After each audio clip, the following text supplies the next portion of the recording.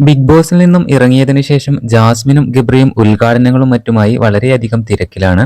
ഇപ്പോഴിതാ ജാസ്മിൻ പങ്കുവച്ച വീഡിയോയും അതിന് ഗബ്രി നൽകിയ കമന്റും ഏറെ വൈറലായിരിക്കുന്നു. സമാധാനത്തിലേക്കുള്ള പാത നന്ദിയുടെ നിമിഷങ്ങൾ കൊണ്ട് തുറന്നിരിക്കുന്നു എന്ന ക്യാപ്ഷൻ നൽകിയാണ് ജാസ്മിൻ പുതിയ വീഡിയോ പങ്കുവച്ചിരിക്കുന്നത്.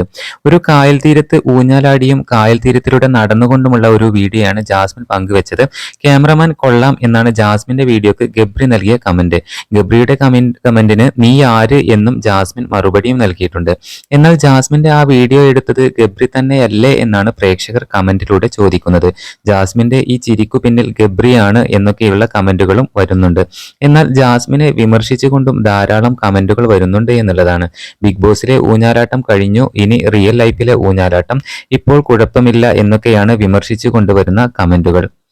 എന്നിരുന്നാലും തങ്ങളുടെ സ്നേഹം ഫേക്ക് അല്ല എന്ന് ഇരുവരും തെളിയിച്ചിരിക്കുകയാണ്. ബിഗ് ബോസ് മലയാളം സീസൺ 6 ഏറ്റവും കൂടുതൽ വിമർശനങ്ങൾ കേൾക്കേണ്ടി വന്ന വ്യക്തിയാണ് ജാസ്മിൻ ജാഫർ. ഗബ്രിയുമായുള്ള കോംബോയാണ് വിമർശനങ്ങൾക്ക് കാരണമായത് എന്നുള്ളതാണ് വാസ്തവം.